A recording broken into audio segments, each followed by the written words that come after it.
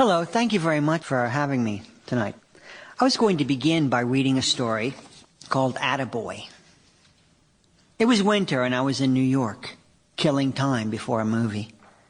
Week-old snow lay moldering along the curbs, and I was just noticing all the trash in it when I heard a man yell, "Citizens arrest!" I guess I knew that such a thing existed, but you never hear of anyone taking advantage of it. So I assumed that this was a joke, a candid camera type of thing, or maybe a student making a movie. "Citizens arrest!" the man repeated. He was standing in front of a grocery store called Fairway on Broadway and 74th Street. Neat, pewter-colored hair covered the back and sides of his head, but the top of it was bald and raw-looking from the cold. The man had a puffy down jacket on, and as I moved closer, I saw that he was touching the shoulder of a teenage boy, not gripping him so much as tagging him, claiming him. "Citizens arrest! Citizens arrest!" I wondered what crime had been committed, and judging from the people around me, many of whom had stopped or at least slowed down, I wasn't alone. Something silver had dropped to the ground, and just as I saw that it was a magic marker, a couple ran out of the store, the boy's parents, I assumed, for they raced right to his side. "Citizens arrest!" the man repeated. "He was graffitiing the mailbox." I expected the parents to say, "He was what?" But rather than scolding their guilty-looking son, they turned on the guy who had caught him. "Who gave you the right to touch our child?" "But the mailbox," the man explained. "I saw him." "I don't care what he was doing," the woman said. "You have no right touching my son." She made it sound like a sexual thing, like he'd had his hand on the boy's ass rather than resting, weightless, on his shoulder. "Just who the hell do you think you are?" She turned to her husband. "Douglas, call the police." "I'm 2 steps ahead of you," he said. Watching him dial, I thought, really? This is your reaction? If I were 13, and it was me who'd been caught graffitiing a mailbox, my parents would have thanked the man and shaken his hand.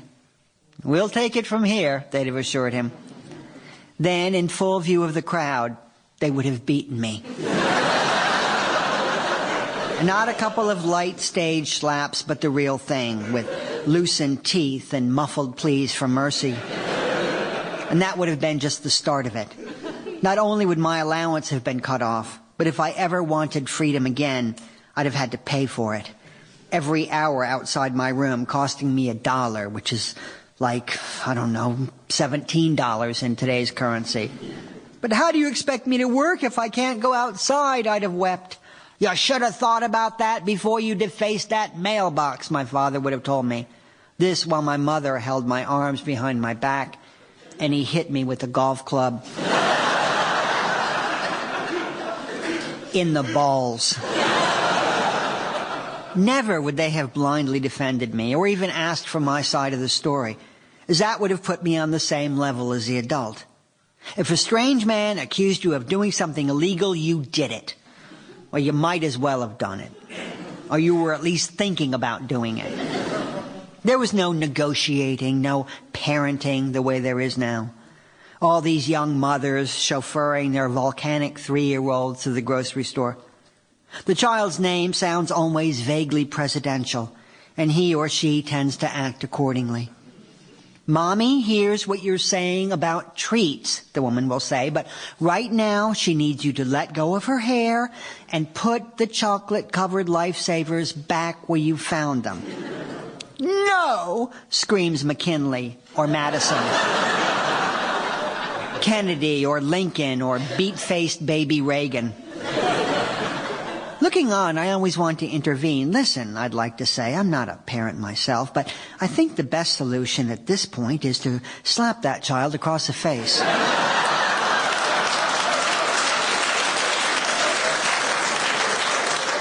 It won't stop its crying, but at least now it will be doing it for a good reason. I don't know how these couples do it. Spend hours each night tucking their kids in, reading them books about misguided kittens or seals who wear uniforms, and then rereading them if the child so orders. In my house, our parents put us to bed with 2 simple words. Shut up. That was always the last thing we heard before our lights were turned off. Our artwork did not hang on the refrigerator or anywhere near it because our parents recognized it for what it was.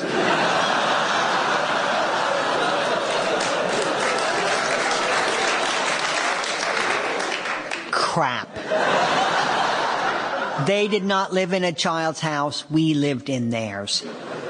Neither were we allowed to choose what we ate.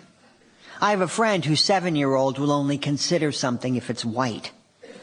Had I tried that, my parents would have said, "You're on," and served me a bowl of paste, followed by joint compound. They weren't considered strict by any means. They weren't abusive. The rules were just different back then, especially in regards to corporal punishment.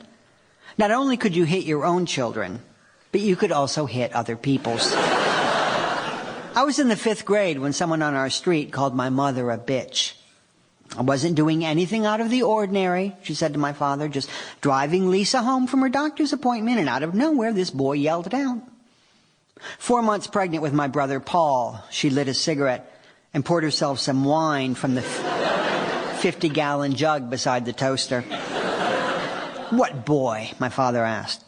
He had just returned from work and was standing in the kitchen, drinking a glass of gin with some ice in it. Before him on the counter were some crackers and a rectangle of cream cheese smothered in golden sauce. "Oh, no, you don't," he said as I reached for the knife. "This is for me, goddammit." "But can't I just—" "You want an after-work snack? Get a job," he said. Forgetting, I guess, that I was 11.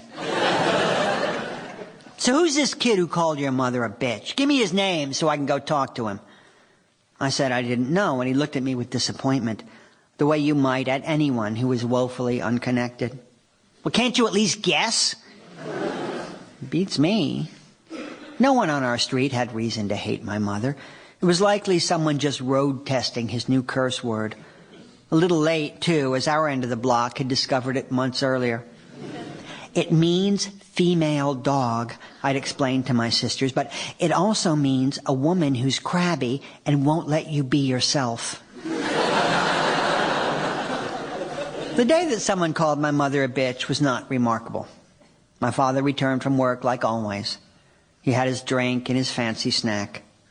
When my mother announced dinner, he took off his jacket, stepped out of his trousers, and took his seat alongside the rest of us.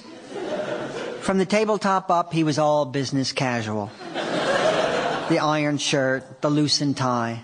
But from there on down, it was just brief and bare leg. "So I understand from your mother that someone called her a not very nice word this afternoon," he said, turning to my older sister. "You were in the car with her. Any idea of who it was?" Lisa speculated that it was Tommy Reimer, not because she got a clear look at him, but because it happened near his house. "Tommy Reimer, huh?" My father looked across the table to my mother. "Isn't that one of Hal's boys?" "Oh, Lou, let it go," my mother said. "What do you mean, let it go? Kid who uses language like that has got a problem, and I'm going to see that it gets fixed." "Maybe I misunderstood him," my mother said, "or maybe he thought I was someone else. That's it, most likely. I'll be sure to clear that up when I talk to him," my father said. His cue that the subject was closed, and that now we would move on to something else. When her children were grown and gone from the house, my mother would eat late, often by herself, in front of the TV, hours after she had served our father. But back then, like most every other family on our street, we had dinner at 6. On this particular night, the sun was still out. It was early September, and though I don't remember what we were eating, I can clearly recall cringing at the sound of the doorbell. Oh, God, I thought, as did everyone else at the table, for when it was dinner time and someone came calling, it was always our father who insisted on answering the door and on telling whoever it was very firmly that it was not a good idea to interrupt people while they were eating. It could be a woman from down the street, or maybe one of our friends. It could be a Girl Scout selling cookies, or a strange man with a petition. But when that door was flung open, everyone on the other side of it wore the same expression. A startled, quizzical look that translated in that gentler, more polite time to, "Where are your trousers, sir?"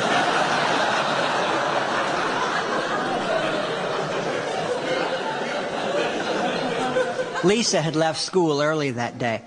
A classmate was supposed to drop off a homework assignment, and worried that it might be her, she jumped up and ran to the other room, calling, "That's okay, I got it."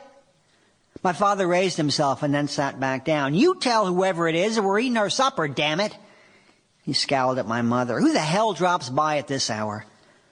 We all strained to hear who our visitor was, and when Lisa said, "Oh, hi, Tommy," our father leapt up and ran to the door. By the time we got there, the boy, who was 1 grade behind me, was pinned against the redwood siding of our carport. My father had him by the neck, raised off the ground, and his little legs were flailing. "Dad," we called. "Dad, stop. That's the wrong boy. You're looking for Tommy Reimer, but this is Tommy Williams." "Who?" In his work shirt and underpants.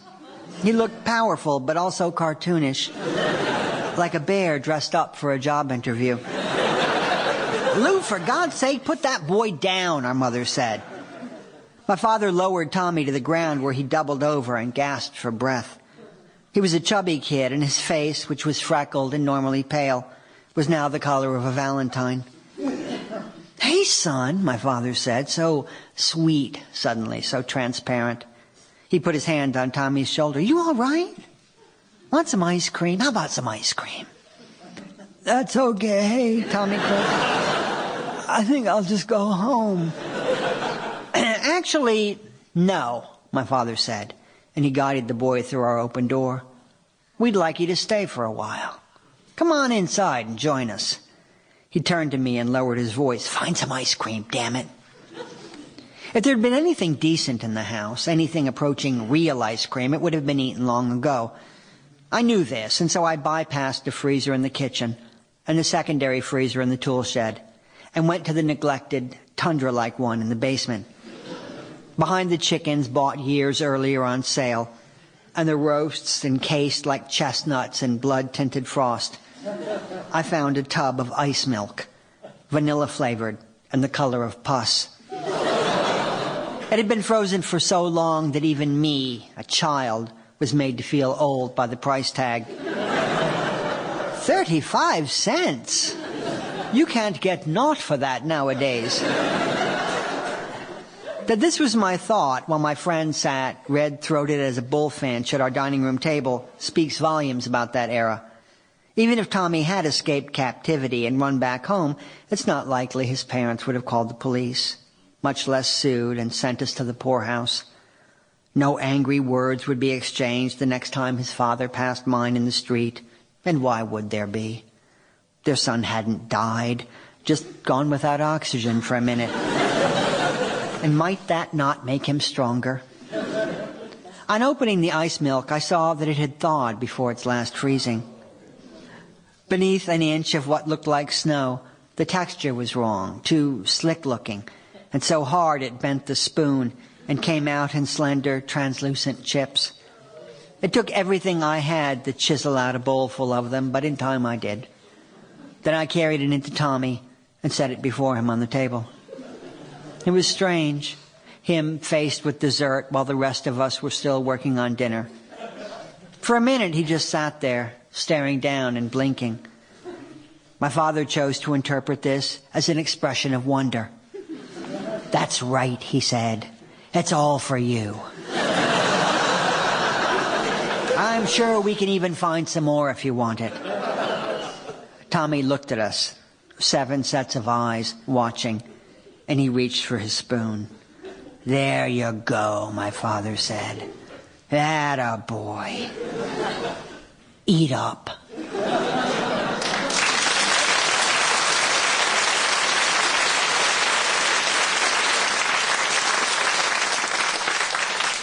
Thank you. This is a story called In the Waiting Room. 6 months after moving to Paris, I gave up on French school and decided to take the easy way out. All I ever said was, "Could you repeat that?" And for what? I rarely understood things the second time around, and when I did, it was usually something banal. The speaker wondering how I felt about toast, or telling me that the store would close in 20 minutes. All that work for something that didn't really matter. And so I began saying, "D'accord," which translates to, "I am in agreement." and basically means, okay. The word was a key to a magic door, and every time I said it, I felt the thrill of possibility. D'accord, I told the concierge, and the next thing I knew, I was sewing the eye onto a stuffed animal belonging to her granddaughter.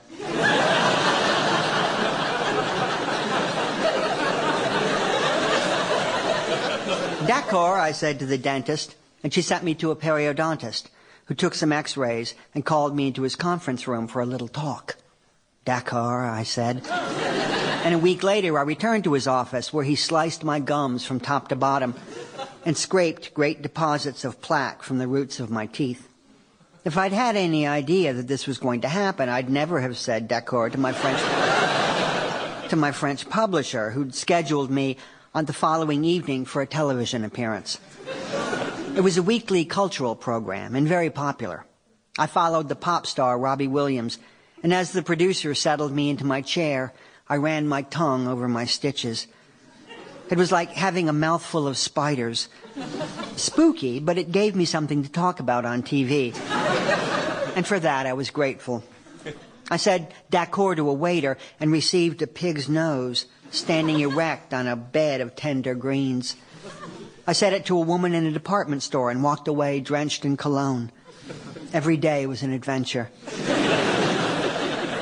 When I got a kidney stone, I took the metro to the hospital and said d'accord to a cheerful red-headed nurse who led me to a private room and hooked me up to a Demerol drip. That was undoubtedly the best that d'accord got me.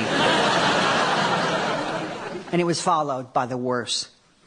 After the stone had passed, I spoke to a doctor who filled out an appointment card and told me to return the following Monday, when we would do whatever it was I had just agreed to. D'accord, I said. And then I supersized it with génial, which means great. On the day of my appointment, I returned to the hospital, where I signed the register and was led by a slightly less cheerful nurse to a large dressing room. Strip to your underwear, she told me. And I said d'accord. As the woman turned to leave, she said something else. And looking back, I really should have asked her to repeat it. To draw a picture, if that's what it took, because once you take your trousers off, d'accord isn't really okay anymore. There were 3 doors in the dressing room, and after removing my clothes, I put my ear against each one, trying to determine which was the safest for someone in my condition. The first was loud with lots of ringing telephones, so that was out. The second door didn't sound much different, and so I chose the third, and entered a brightly painted waiting room set with plastic chairs and a glass-topped coffee table stacked high with magazines. A potted plant stood in the corner, and beside it was a second door, which was open and led into a hallway. I took a seat and had been there for a minute or two when a couple came in and filled 2 of the unoccupied chairs. The first thing I noticed was that they were fully dressed. And nicely, too. No sneakers or sweatsuits for them. The woman wore a nubby gray skirt that fell to her knees and matched the fabric of her husband's sport coat. Their black hair, which was obviously dyed, formed another match, but looked better on her than it did on him. Less vain, I suppose. Bonjour, I said, and it occurred to me that possibly the nurse had mentioned something about a robe. Perhaps the one that had been hanging in the dressing room. I wanted more than anything to go back and get it, but if I did, the couple would see my mistake. They'd think I was stupid, so to prove them wrong, I decided to remain where I was. I pretended everything was normal. La, la, la. It's funny the things that run through your mind when you're sitting in your underpants in front of a pair of strangers. Suicide comes up. But just as you embrace it as a viable option, you remember that you don't have the proper tools. No belt to wrap around your neck. No pen to drive through your nose or ear and up into your brain.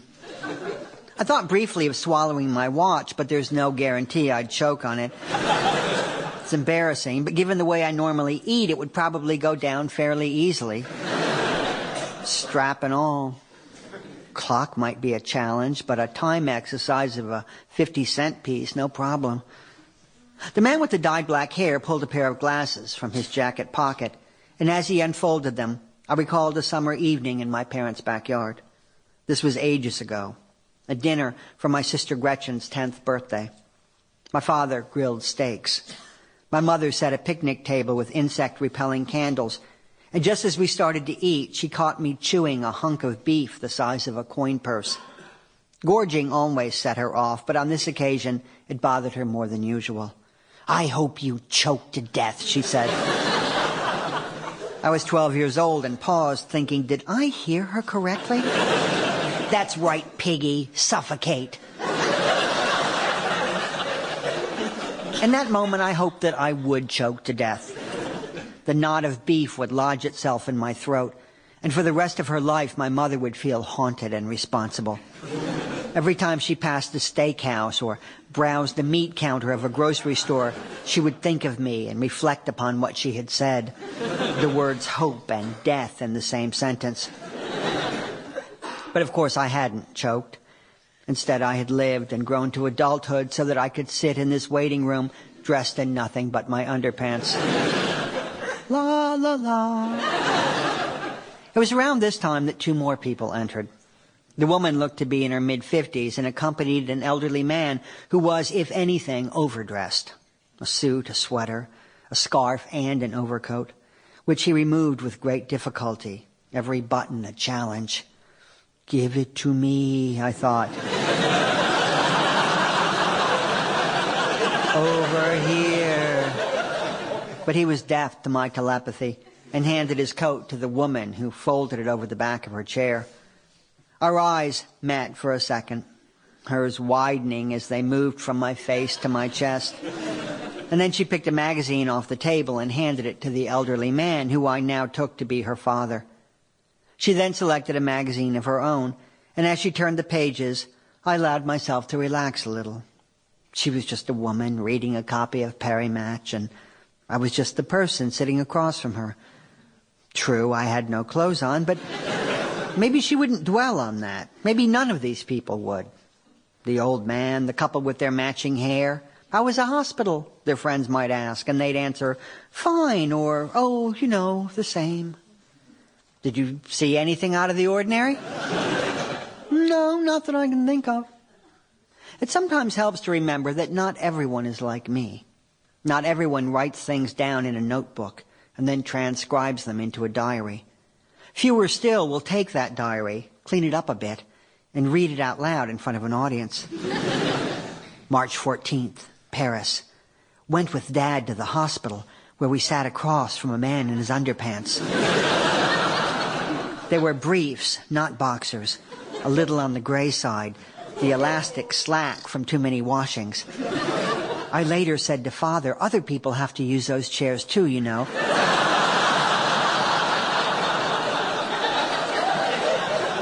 And he agreed that it was unsanitary. Odd little guy, creepy, hair on his shoulders, big idiot smile plastered on his face, just sitting there mumbling to himself. How conceited I am to think that I might be remembered, especially in a busy hospital where human misery is a matter of course. If any of these people did keep a diary, their day's entry would likely have to do with a diagnosis, some piece of news either inconvenient or life-altering. The liver's not a match.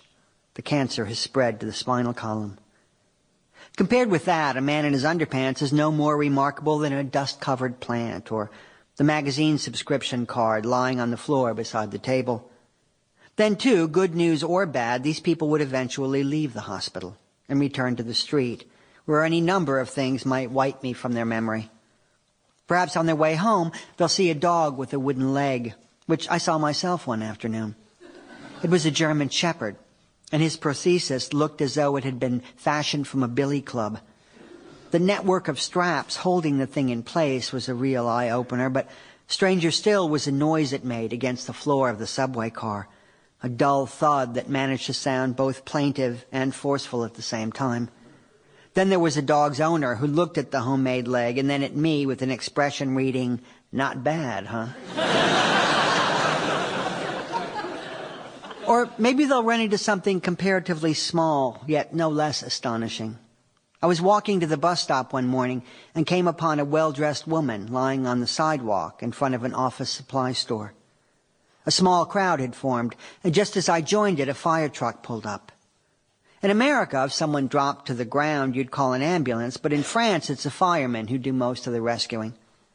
There were 4 of them, and after checking to see that the woman was okay, one of them returned to the truck and opened the door. I thought he was looking for an aluminum blanket, the type they use for people in shock, but instead he pulled out a goblet. Anywhere else it would have been a cup made of plastic or paper, but this was glass and it had a stem. I guess they carry it around in the front seat, next to the axes or whatever. The fireman filled the goblet with bottled water, and then he handed it to the woman, who was sitting up now and running her hand over her hair, the way one might when waking from a nap. It was the lead story in my diary that night, but no matter how hard I fiddled with it, I felt that something was missing. Had I mentioned that it was autumn? Did the leaves on the sidewalk contribute to my sense of utter delight? Or was it just the goblet and the dignity it bespoke? Yes, you may be on the ground. Yes, this drink may be your last. But let's do it right, shall we? Everyone has his own standards, but in my opinion, a sight like that is at least 50 times better than what I was providing. A goblet will keep you going for years, while a man in his underpants is good for maybe 2 days. A week at most. Unless, of course, you are the man in his underpants, in which case it will probably stay with you for the rest of your life. Not floating on the exact edge of your consciousness, not handy like a phone number, but still within easy reach, like a mouthful of steak or a dog with a wooden leg. How often you'll think of that cold plastic chair and of the nurse's face as she passes the room and discovers you with your hands between your knees. Such surprise, such amusement as she proposes some new adventure, then stands there waiting for your d'accord.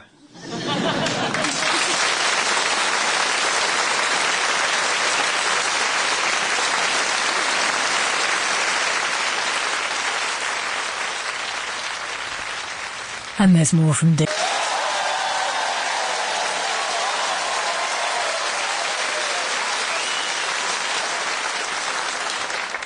Thank you so much for coming today. I appreciate it. So I was going to begin with a story called Author. If anything should be bracketed by matching bookends, I suppose it's an author tour. The ones I'd undertaken in the past had begun in one independent or chain store and ended a month or so later in another. The landscape, though, has changed since then, and it's telling that on this latest tour, I started and finished at a Costco. The first one I went to was in Winston-Salem, North Carolina. I was spending the weekend with my sister Lisa, just gearing up for 6 weeks of travel, when her husband Bob expressed a need for light bulbs. "Anyone game for a quick ride to Costco?" he asked. And before he could even find his keys, I was panting, dog-like, beside the front door. Living in cities, it's easy to avoid the big box superstores. Their merciless lighting, their stench of rubber and cheap molded plastic. It's not the way I normally like to shop. At Costco, though, I'd found these displays of pain relievers. Anacin, Bayer, Tylenol, 8 major brands were represented. Pills were paired into single-serving envelopes, then stapled in rows to a bright sheet of poster board. It looked like something you'd see behind the counter at a gas station. There the packets might cost $2 each, but here the entire display, maybe 150 doses, went for just $12.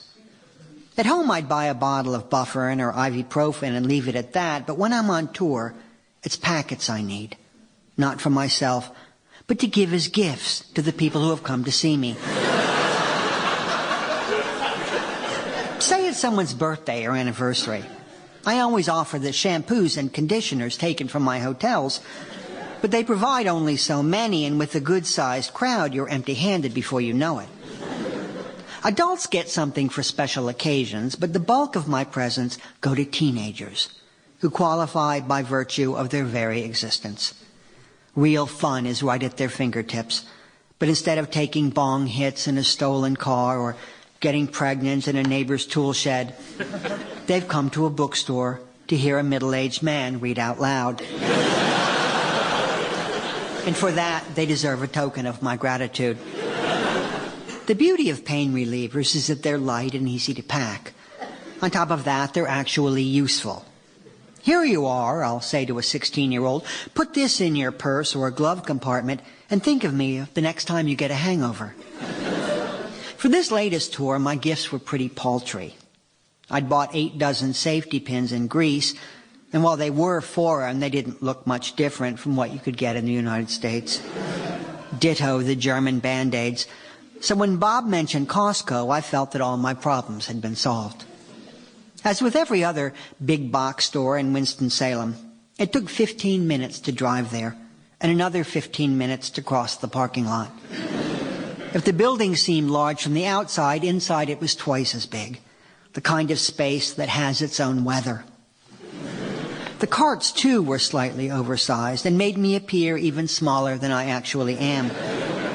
Pushing one toward the hardware section, my brother-in-law and I looked like a pair of 12-year-olds. The sort with that disease that speeds up the aging process and leaves them wizened and tragic. This store didn't have the light bulbs Bob wanted, so we trudged on to the drug section, which proved equally disappointing. Pain relievers were in 10-gallon jars rather than packets, and so I looked around for another gift that a teenager might appreciate. I wanted something light and individually wrapped.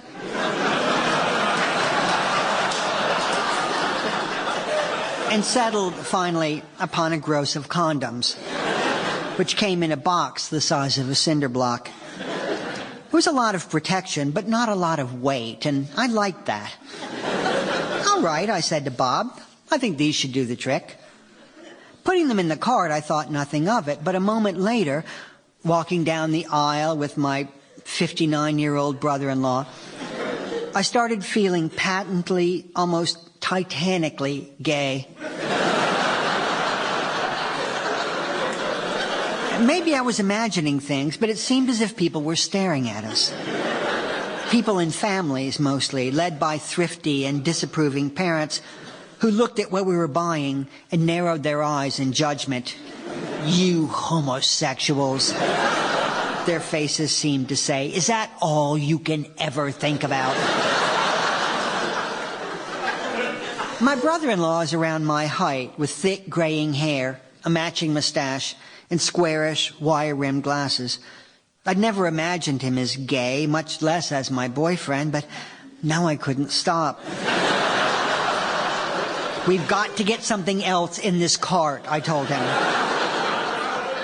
Bob disappeared into the acreage reserved for produce and returned a minute later with a 4-pound box of strawberries. This somehow made us look even gayer. After unnatural sex, we like shortcake. Read the cartoon bubble now floating over our heads. Something else, I said. We've got to get something else. Bob, oblivious, looked up at the rafters and thought for a moment. I guess I could use some olive oil. Forget it, I told him. Let's just pay up and go. Can we do that, please? I'd later wonder what the TSA inspectors must have thought.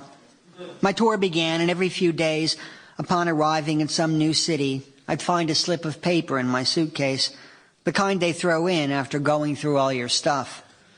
5 dress shirts, 3 pairs of pants, underwear, a DOP kit full of Band-Aids and safety pins, 2 neckties, and several hundred rubbers. What sort of person does a mind cobble together from these ingredients? As the weeks passed, my suitcase grew more and more conventional. I've got something for you, I'd say to a teenager. It's nothing huge, just a little something to show that I care. The kids who went to good schools would roll their eyes. I get those in the health room, they told me. And in the voice of a person whose upbringing was so fundamentally different that he might as well have been raised by shepherds, I would say, really? For free? Unlike a lot of authors I know, I enjoy my book tours. Love them, as a matter of fact. That said, I'm in a fortunate position and have been able to eliminate the parts that don't agree with me. The picture taking, for instance. People all have cameras on their cell phones now, and figuring, I guess, that they might as well aim them at something, they'd ask me to stand and pose a good 30 times a night. This wasn't an inconvenience so much as an embarrassment. You could do better than me, I'd tell them. And when they insisted that they really couldn't, I'd feel even worse. Thus, at readings, there's now a notice. Sorry, it announces, but we don't allow photos. This makes it sound like it's a store's idea, a standard policy. If it's their rule, I guess I have to go along with it, I tell people, sighing as if I were really disappointed. With the picture taking out of the way, I'm completely free to enjoy myself, which I generally do, and immensely. Every night after the half-hour reading and the 20 or so minutes of question and answer, I'll sit and talk to hundreds of strangers. This fellow, for instance, who I met on my first day in Toronto. I liked his glasses, and after asking where he had gotten them, we fell onto the topic of corrective surgery. I hear that you have to remain conscious during the procedure, he told me, and that when the laser hits its target, you can actually smell your own eyeball. Sizzling. I thought about this for days, just as I thought of the special ed teacher I met in Pittsburgh.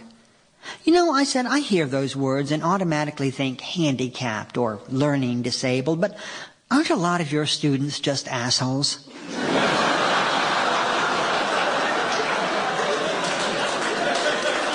You got it, she said.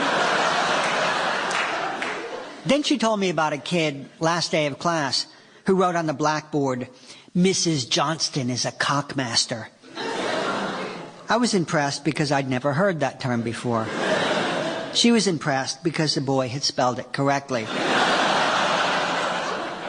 For hours each night, I would talk to people, asking pretty much whatever I wanted.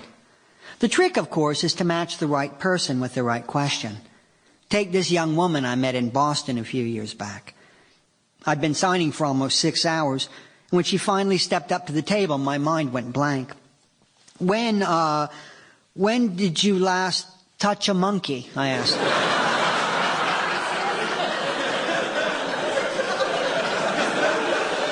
I expected never, or it's been years. But instead, she took a step back, saying, oh, can you smell it on me?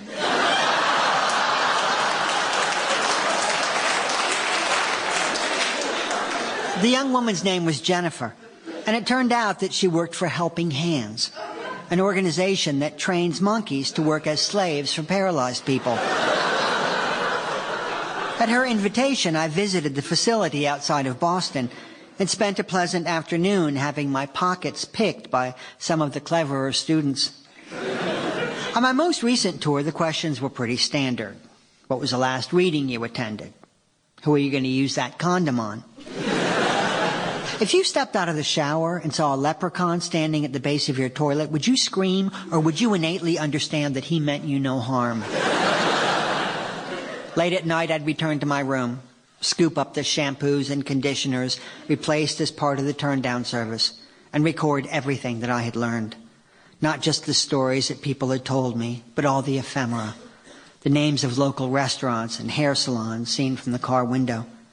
One hotel with its Martini Tuesdays, and another with its Fajita Fridays. In Baton Rouge, a woman asked me to name her donkey. Stephanie, I said. And later that night, too tired to sleep, I laid awake and wondered if I'd spoken too quickly. In 2004, I offered priority signing to smokers. The reason being that because they didn't have as long to live,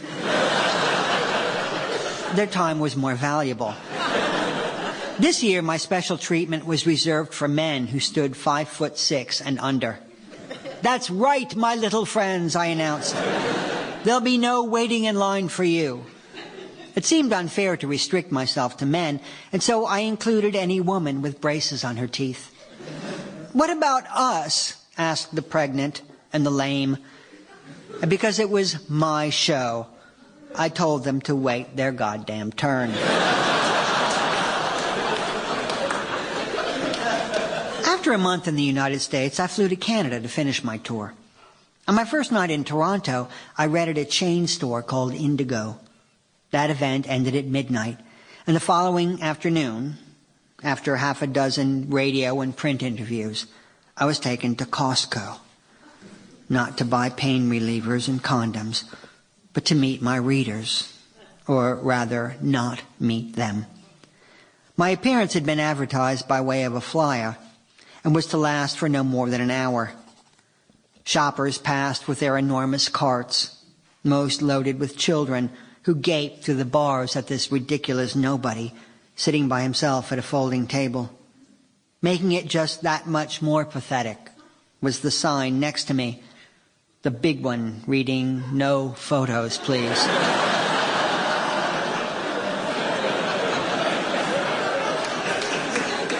"It would be my greatest pleasure not to take your picture," I imagine people thinking. I mean, really, just who the hell do you think you are? It's a question well suited to a cavernous space. There your eyes can roam heavenward, past the signs for frozen food and automotive supplies, past the arrow pointing to the cash registers, and on to that boundless parking lot, which leads, eventually, to home.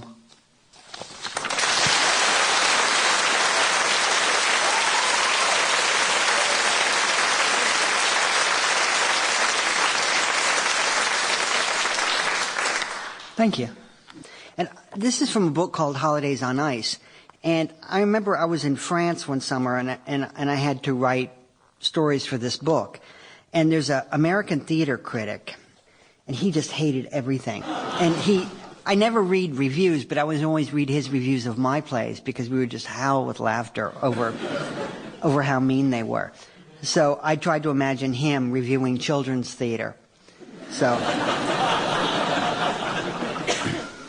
Front row center with Thaddeus Bristol. Trite Christmas. Scottsfield's young hams offer the blandest of holiday fare. The approach of Christmas signifies three things: bad movies, unforgivable television, and even worse theater. I'm talking bone-crushing theater, the type our ancient ancestors used to oppress their enemies before the invention of the stretching rack. We're talking torture on a par with the Scottsfield Dinner Theater's 1994 production of Come Blow Your Horn, a show that violated every tenet of the Human Rights Accord. To those of you who enjoy the comfort of a nice set of thumb screws, allow me to recommend any of the crucifying holiday plays and pageants currently eliciting screams of mercy from within the confines of our local elementary and middle schools. I will no doubt be taken to task for criticizing the work of children, but as any pathologist will agree, if there's a cancer, it's best to treat it as early as possible. If you happen to stand over 4 feet tall, the agony awaiting you at Sacred Heart Elementary began the moment you took your seat. These were mean little chairs, corralled into a theater, haunted by the lingering stench of industrial-strength lasagna. My question is not why they chose to stage the production in a poorly disguised cafeteria, but why they chose to stage it at all. The story of the first Christmas is an overrated clunker of a holiday pageant, best left to those looking to cure their chronic insomnia.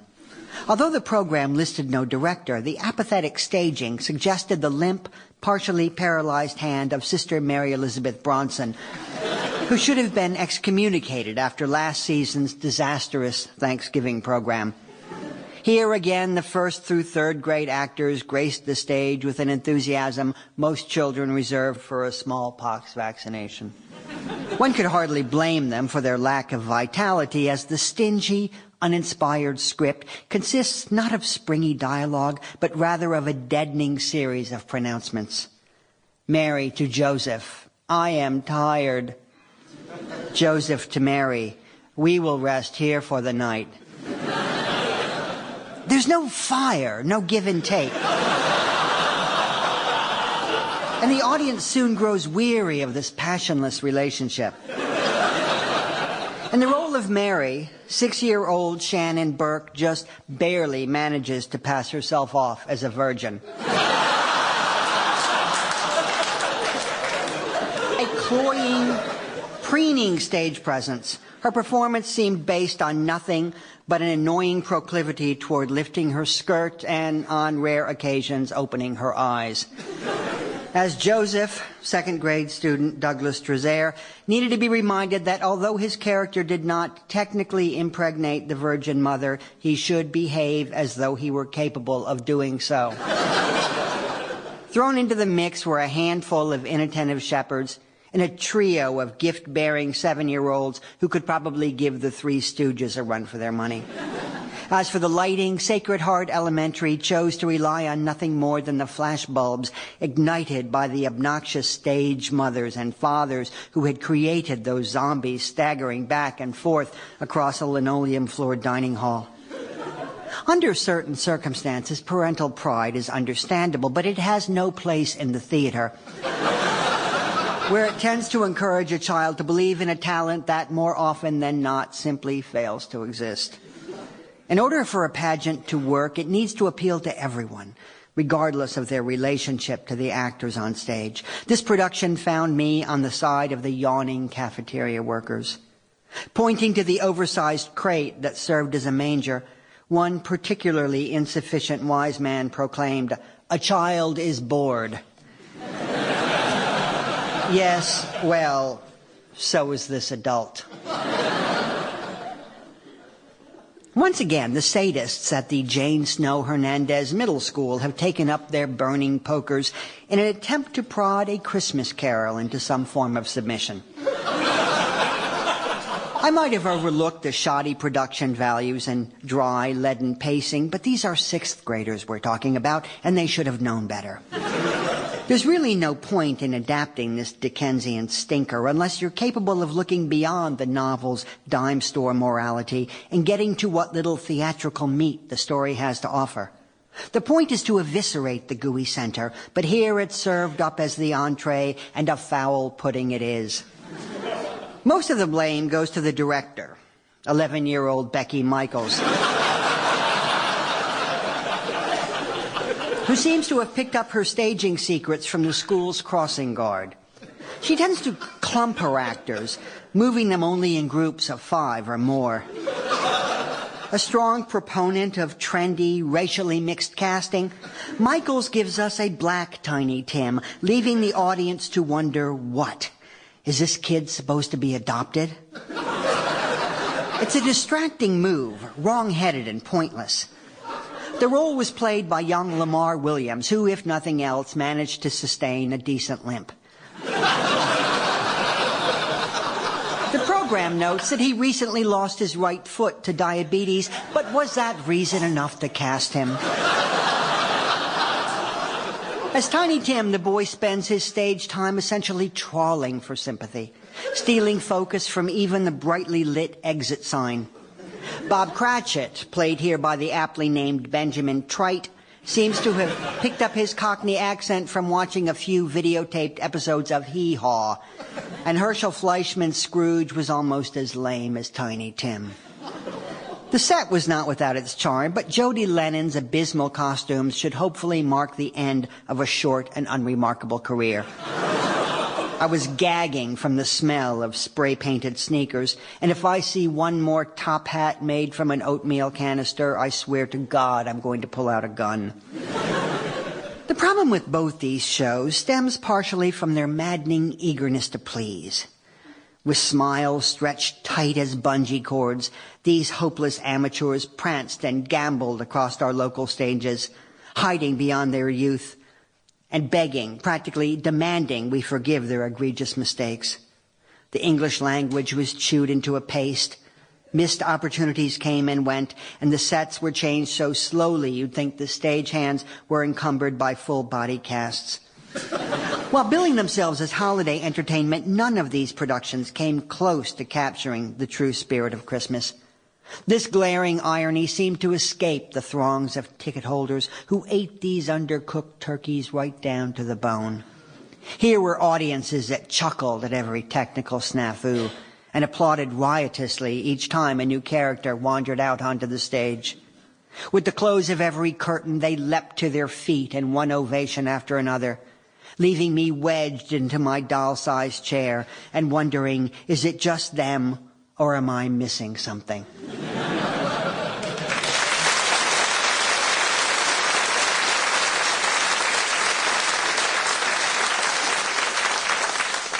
I was just going to read a few little things here from my diary. September 28th, 2011, Paris.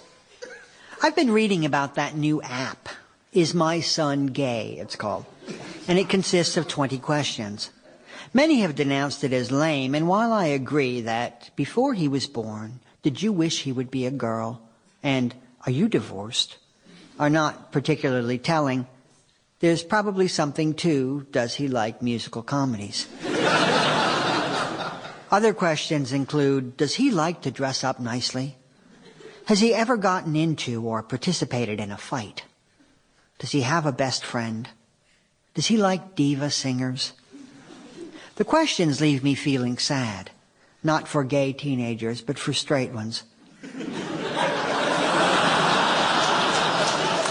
Is your son friendless? Does he fight? Listen to tuneless, abrasive music with lyrics about killing people? Congratulations, he's a heterosexual. July 2nd, 2011, London.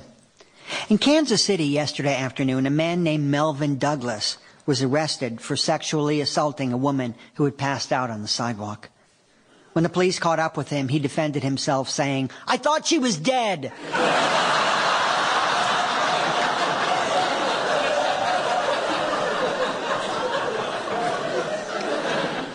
May 25th, 2011, Rome. Yesterday's schedule included 2 radio interviews. The first was for a weekly book program hosted by a woman named Laura, who is my age and has 3 sons in their late teens. Any pets, I asked? And she told me she owns 2 Komodo dragons. Just little, she said, and she held up her hands and adjusted them to a distance of 6 inches apart. When I shuddered, she laughed, claiming they're just like kittens. I said, really? Soft?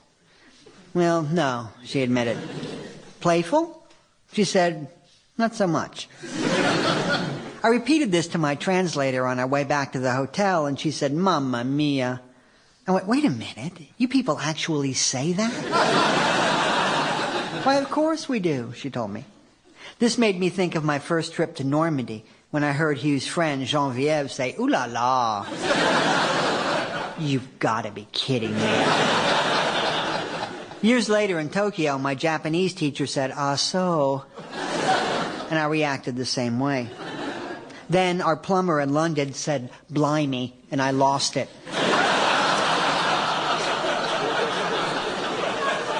What would you expect someone in the United States to say, I asked him.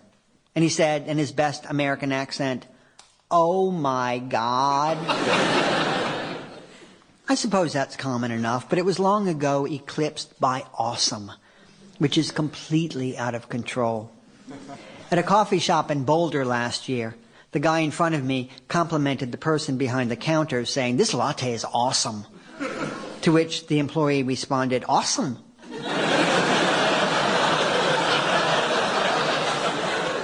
Back at the hotel, the doorman asked me how my day was going. No, all right, I said. Awesome. What did I do to deserve that, I wondered? For I do not believe in awesome. When a stranger says it, I wince. And when someone I know says it, I move him or her from the category of friend to the one labeled those who will not be raptured.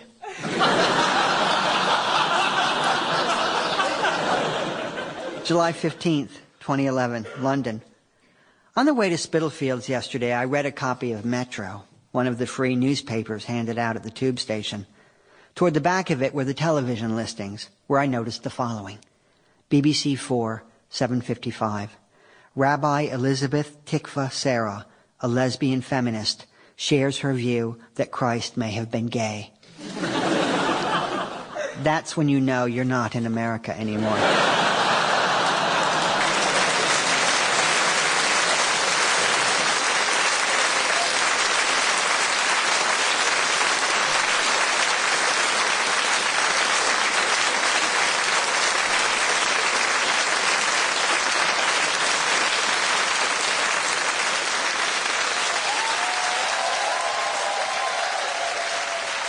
Awesome indeed. There's more